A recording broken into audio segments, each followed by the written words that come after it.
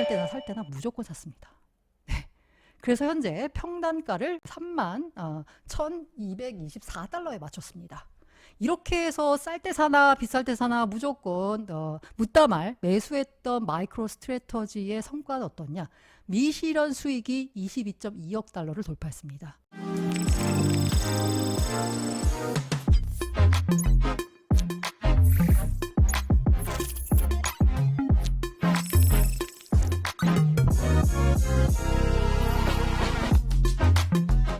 알고미 비트코인 투자 전략 이 사람 따라하면 됩니다. 촬영 시각은 2월 8일 낮 12시 10분입니다. 자, 이 사람은 누굴까요? 모두가 짐작하신 바로 그분입니다.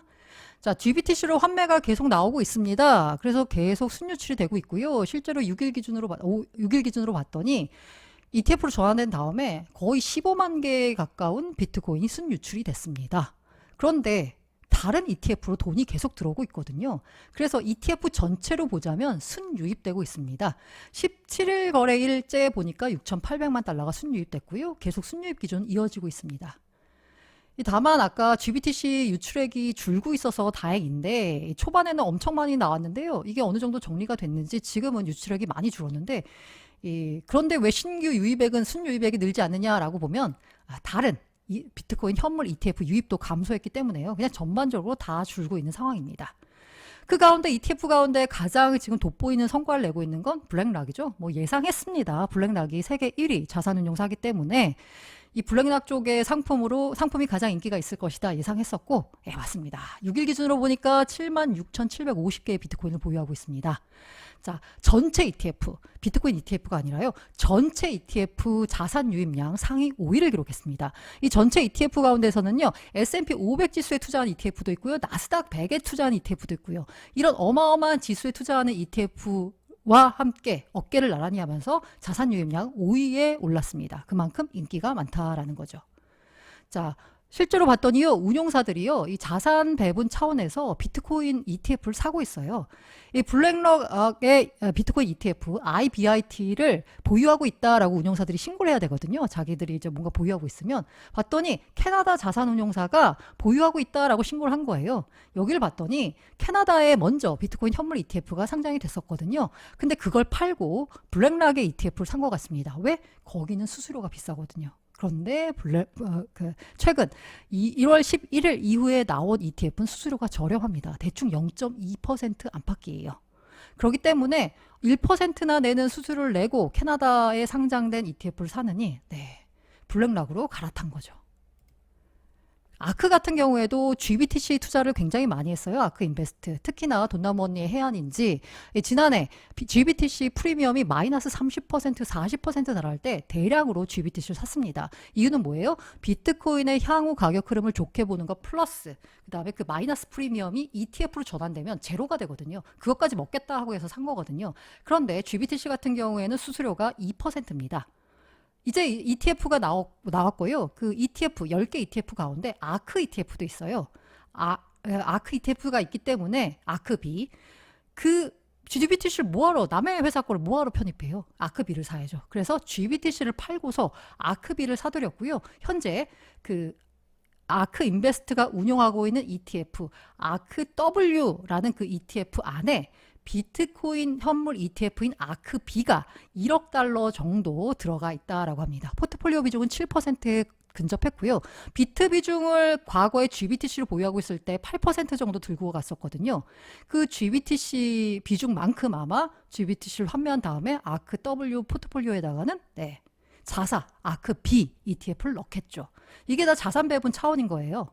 자, 근데 놀랍게도 이제 이게 캐나다 얘기이긴 합니다. 피델리티의 캐나다에 올인원 자산 배분 펀드가 있습니다. 보자면 올인원 컨저버티브 ETF라는 게 있는데요.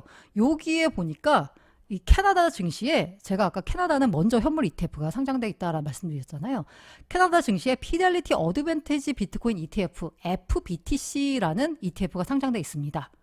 이거를 자기네 ETF에 비트코인 ETF를 자산 배분 차원에서 1%를 편입을 했어요. 그런데 얘가 저기서 재밌는 게 뭐냐면 이 비트코인 피델리티의 비트코인 ETF를 뭐라고 분류했냐면 크립토 커런시라고 분류한 그러니까 따로 빼가지고 크립토 커런시로 해가지고 화폐, 커런시로 했죠.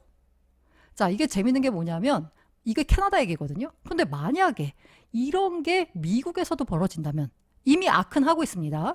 미국에 있는 피델리티나 블랙락 같은 이런 일반 대형 운용사가 자사의 펀드의 포트폴리오에 비트코인을 편입하게 된다. 비트코인을 편입하는 방법은 ETF를 통해서죠. 그러면 와, 기관 자금이 어마어마하게 들어오겠죠. 그런데 제가 아까 GBTC에서 돈이 빠져나가고 있지만 ETF 전체로 보자면 돈이 어쨌든 들어오고 있다라고 했잖아요. 이렇게 돈이 들어오는데 어쨌든 들어오는 거잖아요. 왜 가격은 조정을 보였을까라고 보면 채굴자 매도 물량이 한몫했습니다. 채굴자가 보유한 비트코인 보유량이 21년 6월 이후 가장 적었대요. 비트디어 같은 경우에는 1월에 채굴한 비트코인을 전액 현금화했습니다. 왜 채굴자들이 이렇게 비트코인을 팔고 있을까라고 보면요. 반감기 대비 전략이라고 합니다. 이게 이제 반감기가 오면은 채굴기를 업그레이드 해야지 그만큼의 생산성이 나오는 거잖아요. 근데 채굴기를 사려면 어떻게 해야 돼요? 돈이 필요합니다. 그렇기 때문에 일단 들고 있는 비트를 팔아서 돈을 마련해서 그걸로 채굴기를 업그레이드 해서 반감기에도 나의 채굴장이 그 경쟁력 있는 곳으로 만들어야 되기 때문에 이렇게 비트코인을 팔고 있다는 거지, 뭐 채굴자들이 비트코인 가격 전망을 안 좋게 본다, 이건 아니라는 거죠. 그리고 이런 또 보도도 있었는데요. 이 중국 주식시장이 사실 조금 안 좋잖아요. 국장은 안 돼. 그 중국 시장에서 자꾸 돈이 빠지고, 뭐 최근에 보니까 신흥자금도 다 인도로 간다, 뭐 이런 얘기가 많이 있잖아요. 그 주식시장이 안 좋다 보니까 중국 주식을 투자하던 중국인들이 코인으로 눈을 돌렸다라는 겁니다. 그래서 코인 시장에 자금 유입이 가능하다라는 분석이 나오고 있는데요.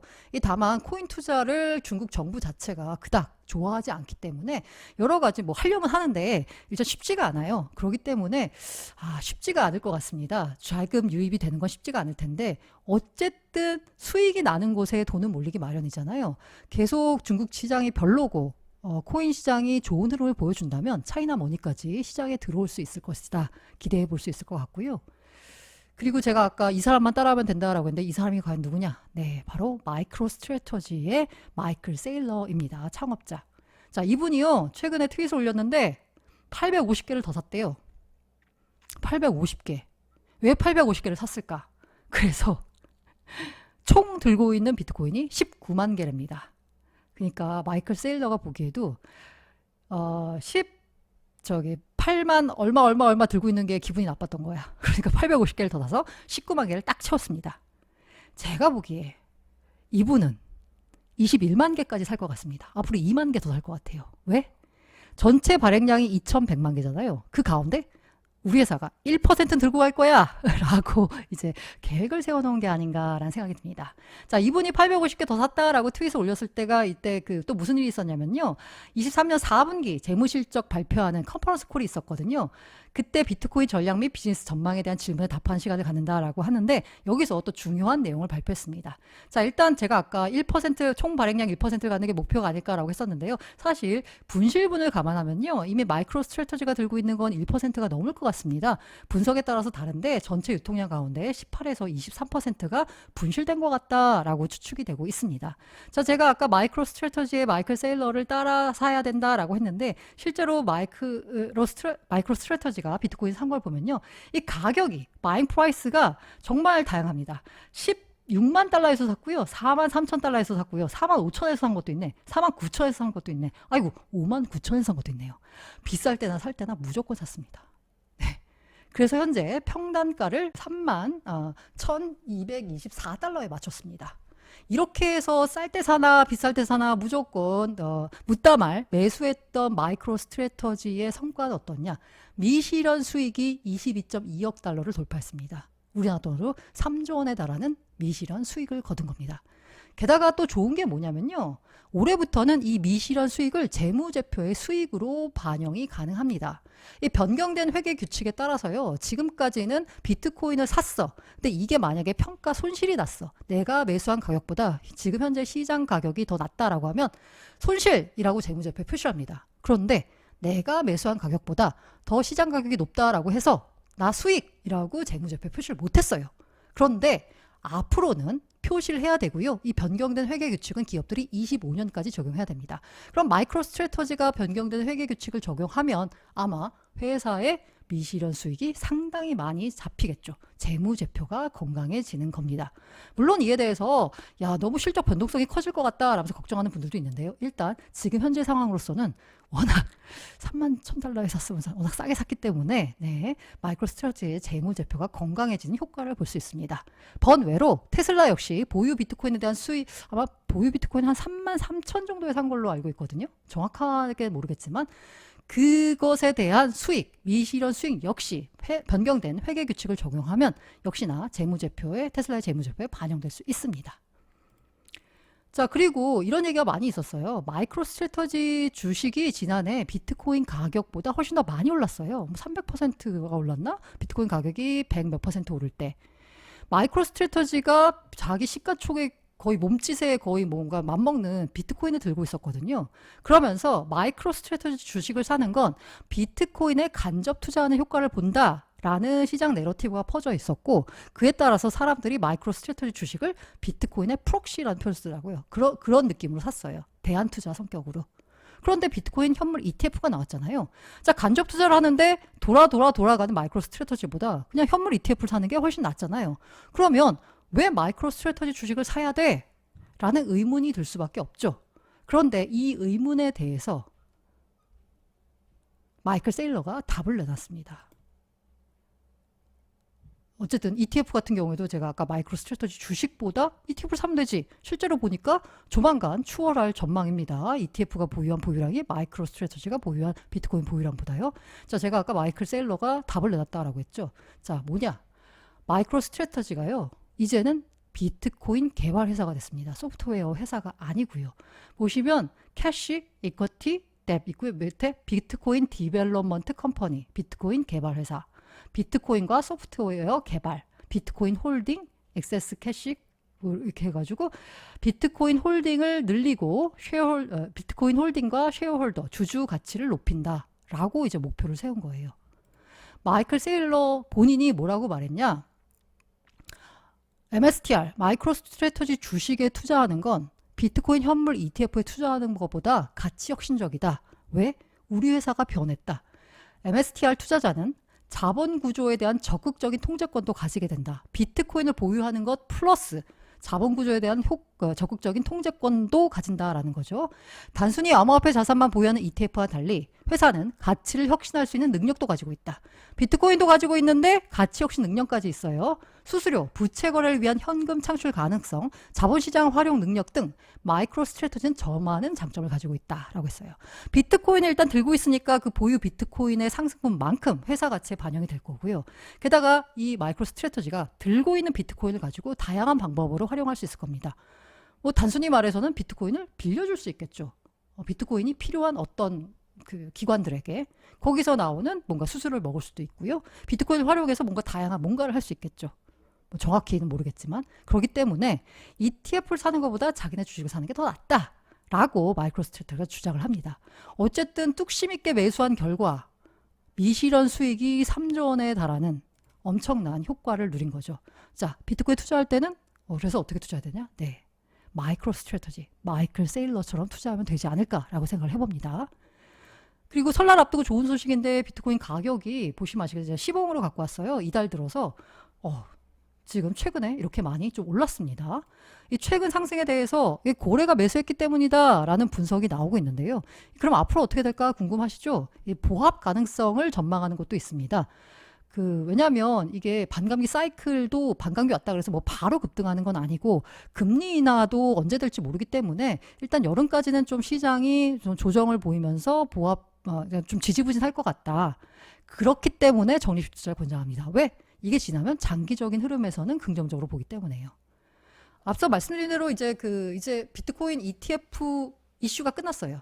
반감기 이슈는 다가오고 있고요. 그리고 그 사이에서 뭔가 시장을 결정할 수 있는 건 사실 매크로 변수밖에 없습니다.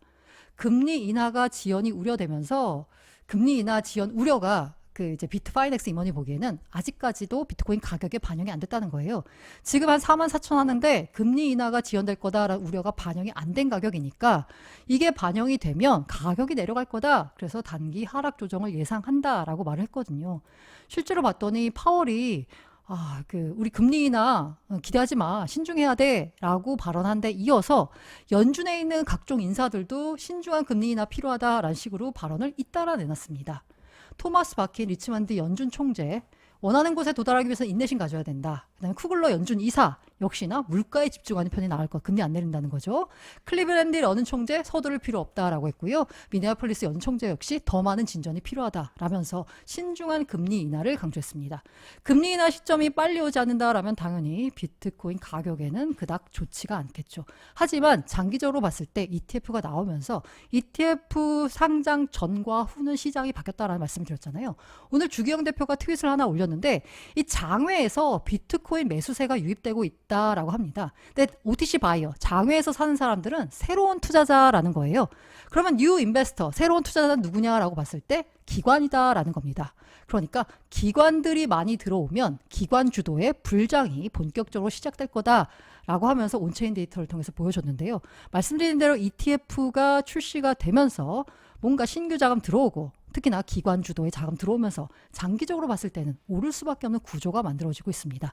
그래서인지 물론 피델리티가 ETF를 출시한 것이기 때문에요. 약간 팔은 안으로 굽는다 느낌으로 해석을 해야 되겠지만 피델리티 디지털 자산이 보고서를 내놨는데 1년 이하의 단기, 1년에서 5년의 중기, 5년 이상의 장기 모두 포지티브라고 내놨습니다. 다 좋답니다.